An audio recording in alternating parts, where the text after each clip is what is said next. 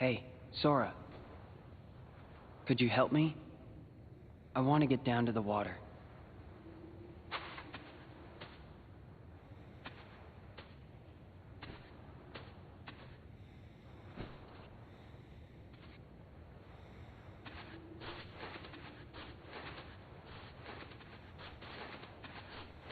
At least the waves sound the same.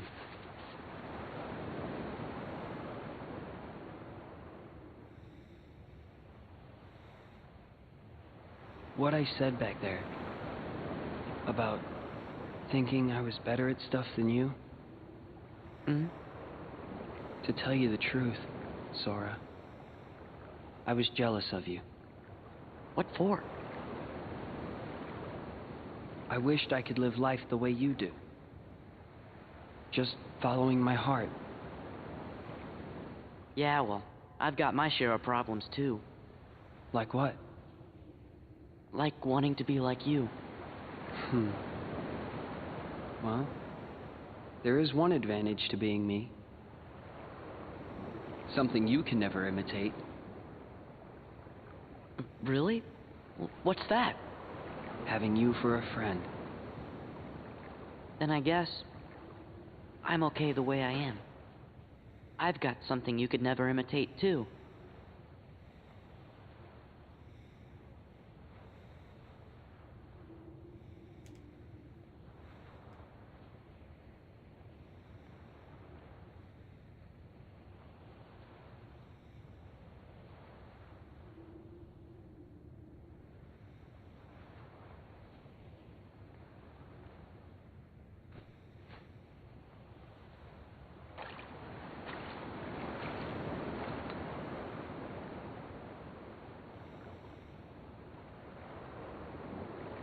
Remember that bottle?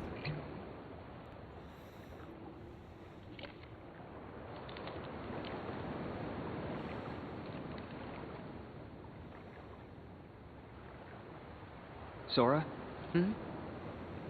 I think it's for you.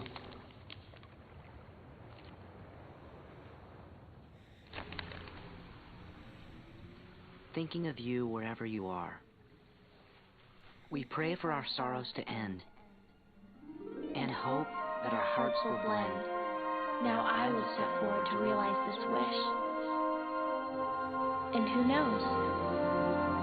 Starting a new journey may not be so hard. Or maybe it's already begun. There are many worlds, but they share the same sky. One sky, one destiny. That was the same words they used at the beginning of Kingdom Hearts 1 during the not only opening cutscene, but like the teaser scenes that you see whenever you like.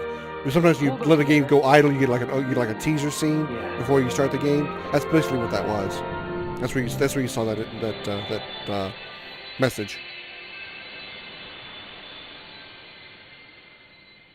The one that Sora just read.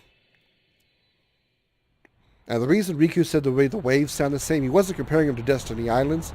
He was Ansem. Remember when the game first started, and we saw a black cloaked figure approach another black cloaked figure on that beach there, while that one was sitting on a rock. That one sitting on the rock, that was Riku as Ansem. Remember that?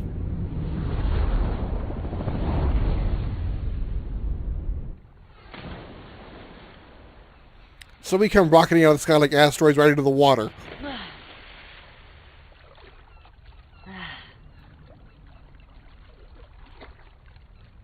Sora! Riku! And they're back on the Destiny Islands. And right at this point, the music began again. So I've had to cut it out. So that's why this video is silent again.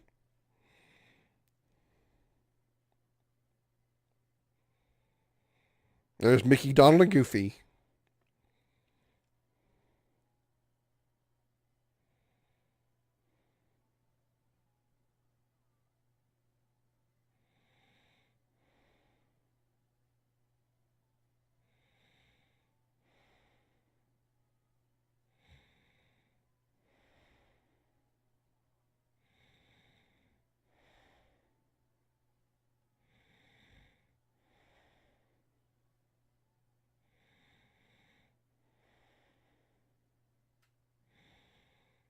Just like he promised, he brought it back to her.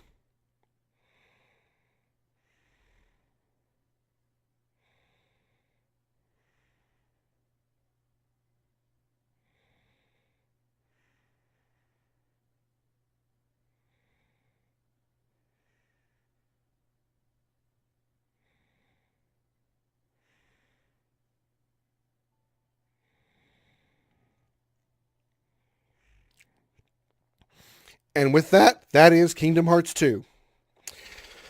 Man, it was a. This game was substantially longer than Kingdom Hearts 1.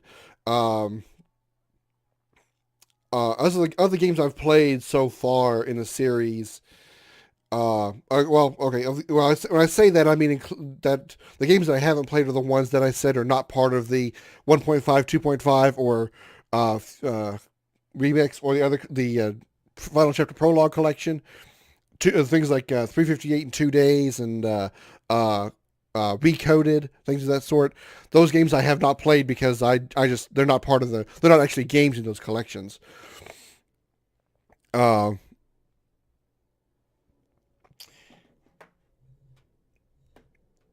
uh, so of the games I have played, this is easily the longest game in the series, and by leaps and bounds over Kingdom Hearts 1. I think although this game is certainly the best in the series that I've played so far. I can't judge Kingdom Hearts 3 because it isn't out yet. At least at this recording, it's not. I'm about 5 days. I'm less than a week out from Kingdom Hearts 3. I still have Dream Drop Distance to record, but I have already played it once to record it, but that was before I had that major hard drive crash, and I lost a lot, about 6 months of videos, including all of the part of Kingdom Hearts 1, playing Kingdom Hearts 2, Birth by Sleep Fragmentary Passage, and Dream Drop Distance. But anyway, back to here to 2, longest game in the series, but I feel it is the best. I love it's a great game all around. The graphics are, while again, when I say improvement over 1, it's not like 1 was bad. 1 was already a great game as it is when they first made it. There was a few minor things wrong with it, but for the most part, 1 was a very good game. So when I say Kingdom Hearts 2 made an improvement on this area or that area, I'm not saying 1 was bad in that area. I'm just saying they took what was already great, what was already good, and made it even greater. So the visuals of Kingdom Hearts 2 are great indeed. And I'm talking about even on the original PlayStation 2. With them HD remaking it to the higher resolution here for the PlayStation 4, you can see some more of the faults in the visuals that you may not notice as much in the PlayStation 2 version. And these are the same faults that you see in the KH1 HD remake. And these are things like noticing when a character's face goes from fully animated, proper lip syncing to being a 2D image of just a pair of lips going ma ma ma ma ma ma ma. And that happens on every character, not just the main characters, but including some of not just the side characters, but the main characters as well. Sora did it, Riku did it, Kairi, all the Donald, Donald and Goofy, every character is guilty of it on both sides. So that is much more noticeable here in the HD version, which isn't a problem because I can understand not needing back in the PlayStation 2 days, not needing to fully animate a face of somebody who's 20 feet away. It's just not necessary. Although it's also much easier to notice when a character who was far away using that 2D face didn't even have animated lips. They just sat there, just kind of maybe nodded their head. They just kind of looked like while they talked, but their lips didn't move. There were several times that I pointed that out. So the game looks incredibly good even in this updated version, but those little things that you wouldn't notice in the PlayStation 2 are obvious here on the PlayStation 4. Can't say about the PS3 version because I didn't play it, but I can imagine they were still somewhat noticeable on the PS3 because it was better quality than the PS2. And everybody made it back home. Even you can see the the royalties made it back. Mickey along back with Donald and Goofy back at the Disney Castle. The battle system was incredibly improved. Kingdom Hearts 1 had it pretty good, but they made 2 so much better, especially with adding limit breaks. The limit abilities were really good. I know I didn't show them off very much, but mainly because they require either me using reaction commands to trigger them, which I'd rather save my reaction commands for the enemy triggered reaction commands, things like dual stance and reversal, those kind of things, rather than trying to watch for those abilities and accidentally trigger a limit break ability and kind of end up wasting it because maybe say I only had a few hits left on the enemy. I wasted an entire limit break, an entire MP bar also on an enemy that was almost dead anyway. I'd rather trigger it manually at the beginning of a hard fight and win. And do a lot of damage to that boss early on. Once again, those two just can't get a kiss out. And the dragon was there the whole time, so it's not like they had an entire moment of privacy there. And of course, my favorite part of the battle system was the drive system.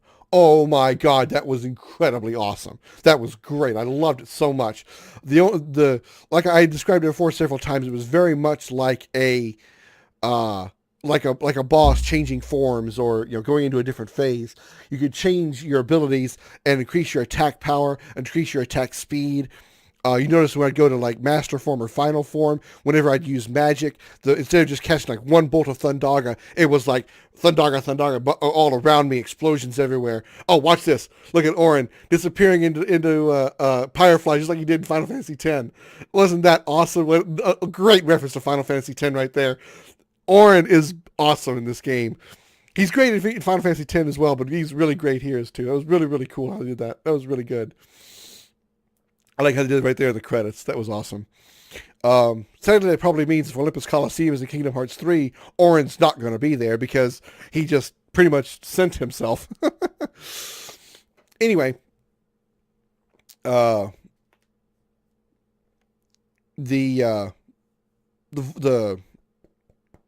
drive system was easily the best feature they added to the game. I also like how the drive forms, as you level them up, drastically helped your base form. Whenever you use the Ansem and Xehanort, Richard Epcar, whenever you leveled up your drive form, excuse me, sorry about that. Whenever you leveled up your drive form in a certain way, you got abilities that added to your base form, especially when it came to the travel abilities. When you there's Dance and Tron. When you got the travel abilities of Valor form leveled up enough, you can actually get higher jumps on your base form. And that was good in an overall sense, just being able to reach certain areas better, to be able to have high jumps, be able to reach some of these puzzle pieces and stuff that they added to the game, for the final mix version anyway, which the drive form thing is in both versions. There was no final mix exceptions except for a limit form. But they were all really good. The drive travel forms were helped overall, but you now have to level them up, at least from what I've experienced, probably even max out all of the drive forms in order to be able to have all the travel abilities that you need to travel through the Cavern of Remembrance. Because I have done a little bit of the travel, like a little bit of the Cavern of Remembrance before, and even at some higher levels, it was actually pretty higher leveled travel abilities. It was still difficult to pass through some of those locales, some of those locations. So I'm going to go ahead and just max it all out. Get away, I'm at maximum level on all of them, just to be able to make sure I've got no issues with traveling around. gameplay overall was fun. I didn't really. I think the on easy. I did this on beginner difficulty, and I feel that for my talents, this game was just hard enough. There were some bosses that were kind of a pain in the ass, and those were ones that basically, in my opinion, kind of cheated. Really, I really don't like. There's the gold wings. They stole Yuffie's ice cream. I don't remember that. Uh-oh, what's Squall reading? What is that? I don't recall seeing that before. I wonder what that was. The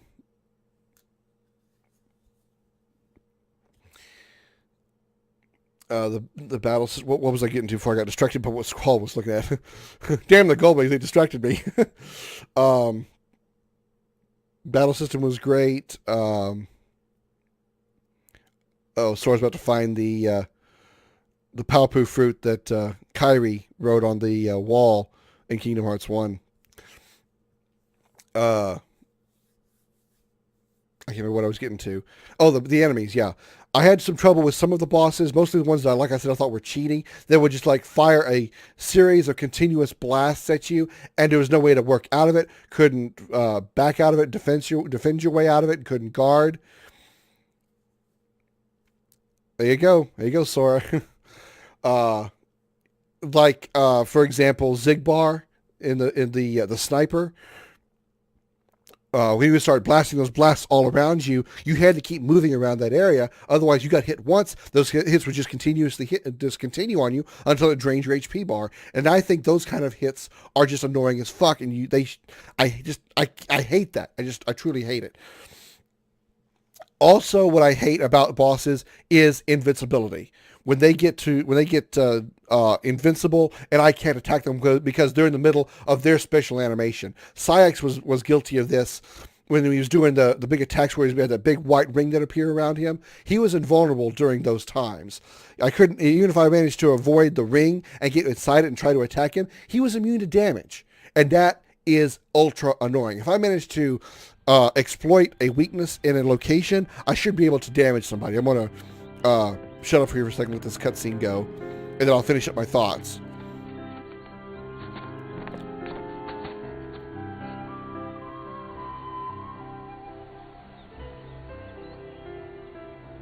Nothing's changed, huh? Nope. Nothing will. What a small world. But part of one that's much bigger. Yeah.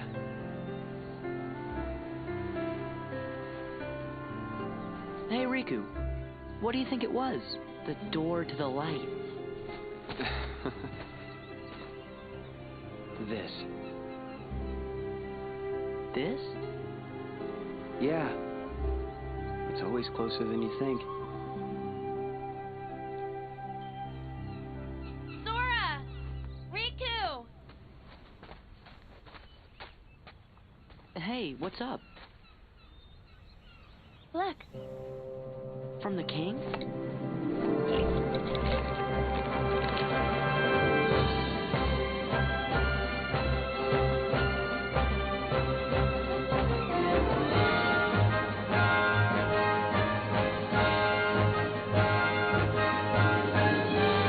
And I think that note leads into Dream Drop Distance. I don't think that leads into Kingdom Hearts 3. We'll see in Kingdom Hearts 3, but I think that leads into Dream Drop Distance.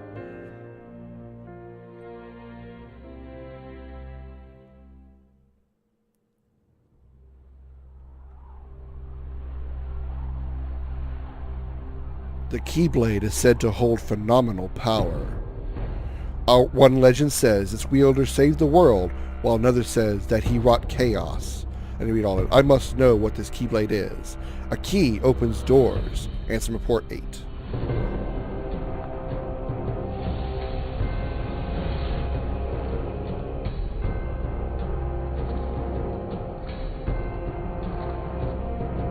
This is obviously Birth by Sleep here because we know who these characters are. I mean, we wouldn't know it the first time we played this game, but we know because we've seen it before.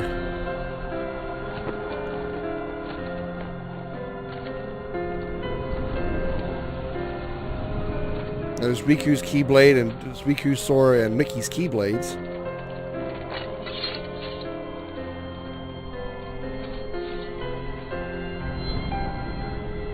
There's the Keyblade Graveyard.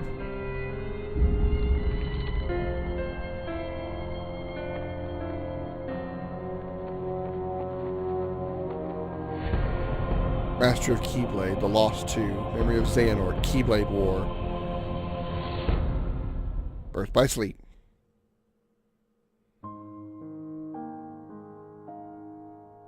So that's Birth by Sleep. Of course, we already knew that because we played Birth by Sleep. And that's it for Kingdom Hearts 2. Game of Beginner Mode, completion of Jiminy Journal, 77%. That's pretty good. Completion of Gummy Rods, 8%, whatever. Healed party members 8 times. Saved by Mickey, no times. Most used form Valor, 39. Used anti-form 12 times. Most used summon. They had to say the Chicken Little because it was the only one that I had. It was the first one we got. I didn't use any summons. And I'm going to guess since I used anti-form 12 times, and I only needed 2 more times to gain final form when I was trying it out earlier, and I showed that part off in the Olympus Coliseum. I guess maybe that's the number you're looking for. In the final mix version, you need to use anti-form at least 12 times to gain final form. Okay. Anyway, to wrap up what I was saying, the invincibility of bosses is really annoying. And like I said, if I manage to exploit a moment where an enemy is vulnerable, I should be able to exploit it and actually do damage and not be punished for that exploitation just because or them have the advantage of not have to worry about being exploited because they're invincible. On the other hand, one thing I absolutely don't like is how they can interrupt your attacks. This is the same thing that I had an issue with in Kingdom Hearts 1 as well as not Birth by Sleep. Well, Birth by Sleep was a little bit of a problem with this too, but pretty much any of the Kingdom Hearts games, I think, but mostly Kingdom Hearts 1 and Chain of Memories was a big issue of it there, which is why I never finished Chain of Memories, was how if you're in the middle of a combo, if they decide to attack, they can interrupt your combo, and you're suddenly, Sora is, stunned or, whatever. But if they're in the middle of a combo, you can't break their combo and fight back and start stunning them. You actually have to catch them basically standing still in order to be able to stun them and juggle them and that sort of thing. If you're attacking and they decide they want to attack, or if they're attacking and they're not in a juggle animation or something, they can just stop your animation and just start juggling you right in the middle of that. And I think that's absolute bullshit. If you're attacking them and they go into and you're able to juggle them, you should be able to keep juggling them and they can't come out of it. And the reverse should be true as well. Or the reverse should be true as well. If they can interrupt your attack, you should be able to interrupt them. If they're attacking you and you manage to somehow dodge out of the attack or whatever and counter them, you should be able to counter them in the middle of their combo and they're not be able to suddenly finish their combo right away or whatever. It's just the balance of back and forth of I'm attacking. No, I don't feel like attacking you anymore. That's bullshit. I don't like you attacking me anymore. That's bullshit. I absolutely hate that. If I've got you locked in a combo, you're stuck until I'm done. But that's not the case. I really hate that. But that's really all I have to say. I mean, I can't really complain much about the game. It's always been a really fun game to me. Granted, the first few times I played, I was confused on the story. It took a few times to play it, and that's not really necessarily Kingdom Hearts 2's fault or the fault of the writers, or in my opinion, probably any game in the world I've ever played, especially RPGs, have a tendency to be confusing the first time you play. You're just not going to catch everything the first time you play, because you're going to have maybe a reference in the first part of the game that you're going to see in the second part of the game that you're not going to remember until you play the game again. And that's one great thing about RPGs is sometimes they usually all have a replayability, because you want to go back and play the game again, because say like something is said in the first part of the game that happens later in the game and you don't remember it the first time you played about that first part of the game until you get to that point again in that first part. I can't really give you a good example, but I just can't give you an example. But something happens in the first part of a game that is mentioned in the second part of the game, And then when you go back and play the game again and you see that first part, you're like, oh, that's what he meant when he said that back in the second part of the game. But you're not going to get that the first time you play because you haven't seen that second part yet. And that is true for any game that I've played, especially RPGs. Final Fantasy VII, I was confused as all hell in that story. It probably took me at least 3 times to figure out what Cloud meant. That when he said, when he was at the Whirlwind Maze, saying the real Sephiroth is just ahead. It took me until that time until I realized, wait a minute. Oh, he meant that Genova was with us the entire time. That Genova was appearing as Sephiroth all the times that we saw him all the times we saw him up to that point before we actually saw the real Sephiroth in the Northern Crater. When I first played that, when Cloud said that the real Sephiroth was up ahead, I was like, what does that mean? Who is this Sephiroth that's been following us all this time? Who is that? How is that not the real Sephiroth? And the same thing is true here. I didn't fully understand the whole events of the prologue until a couple of times of playing it and reading on some forums and stuff and getting some information from people who understood the story a little better than I did about things of like how Riku looked like, why Riku looked like Ansem and things of that sort. Now, fortunately, some of the scenes in Final Mix answered some of those questions. When we saw the Final Mix cutscene of Riku fighting Roxas and Riku actually becoming Ansem and then using the Hung Guardian to disable Roxas. That was a Final Mix only cutscene that would have actually explained that to people had they not ever known, if they didn't know that in the future. I would have not known that had I not, I wouldn't have understood that cutscene had I not, known about it beforehand. Or let me see if I can say this correctly. That scene fills in that gap that I understood beforehand. I only learned about that because I read up on it. But then that cutscene made sense of what I saw. So now that I'll put everything together. So people who are playing Final Mix for the first time probably are going to get some questions answered that I didn't get answered the first time I played Kingdom Hearts 2 because I didn't have the Final Mix version that I played. So, however, on the other hand, there were some cutscenes that I didn't understand, like when Roxas and Axel were on top of the Twilight Town Tower, talking about seeing you later and stuff, and Axel actually had a tear come down and stuff. I didn't fully understand all that. That was probably answered in 358 in 2 days. But I haven't played that, so I'm not going to fully get a grip on that part of the story, and that's okay. But as long as I've got a grip on the Kingdom Hearts 2 story leading into Kingdom Hearts 3, hopefully it won't be too convoluted and confusing. And with what's coming up in Dream Drop Distance, any references they make in Kingdom Hearts 3 to Dream Drop Distance or Birth by Sleep or even Kingdom Hearts 1 or 2, I should have no problem getting now, especially thanks to the fact I did play Birth by Sleep. So overall, I think Kingdom Hearts 2 is the best game of the series overall up to this point. Again, haven't played 3, so I can't judge that one yet. If I were to make a top 10 list of, well, we can't say top 10 because there's not 10 games, but if I were to make a top list of the best games in the Kingdom Hearts series, Kingdom Hearts 2 would definitely be on the top of the list. Would definitely be number 1. Probably followed by Kingdom Hearts 1. Kingdom Hearts 1 is probably the second best.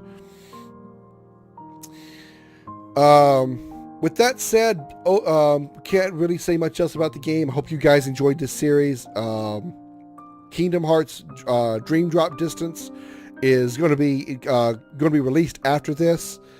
So as far as your guys concerned, you still have one more series to go through, and then once I get through with Dream Drop Distance, I will be uploading Kingdom Hearts 3 after that. So unfortunately, I'm going to be way behind in Kingdom Hearts 3. I'm sure by the time you guys even see this episode, I'm probably already going to be a month or two behind everybody else who's going to be recording and playing and uploading it as soon as it comes out. So I apologize for being behind on it. Give me some ease off on me a little bit on the comments. If I do something that's obviously stupid that somebody else has already done and shown off, remember that I'll be playing it for the first time, and you guys aren't going to be seeing it until a couple of months later. So anyway, This is it for Kingdom Hearts 2. Hope you guys enjoyed it. Again, I will be doing the bonus episodes a little bit later. Not going to be anytime soon, but there will be bonus episodes coming out. I'll be taking on the absent silhouettes, showing off all the drive forms in their maximum state, showing off all the travel forms that I've gotten off of those drive forms. I might do a bonus episode on showing off the summons for what little use they have. I'll show off getting Ultima Weapon. I'll show off the Cavern of Remembrance. So that'll be it for. So those will be. That's where the bonus. That's some of the content of the bonus episodes coming. I'll also be doing the journal in the bonus episodes as well. But as for the main series of Kingdom Hearts 2, this is it. Hope you guys enjoyed it. This has been Kingdom Hearts 2. As always, I'd like to send out a special appreciation to the men and women of the United States military, both at home and overseas, as well as police officers and firefighters around the country. Without you guys doing what you do, I would not be free to do this, so thank you very, very much. Don't forget to like and subscribe. Check out the links at the end of this video for more of my stuff, including the entire playlist of Kingdom Hearts 1, Kingdom Hearts 2, Birth by Sleep. They'll all be in the links at the end of this video, and thank you so much for watching. This has been Kingdom Hearts 2. I'm Scoryth, the Crimson Renegade. I'll see you later.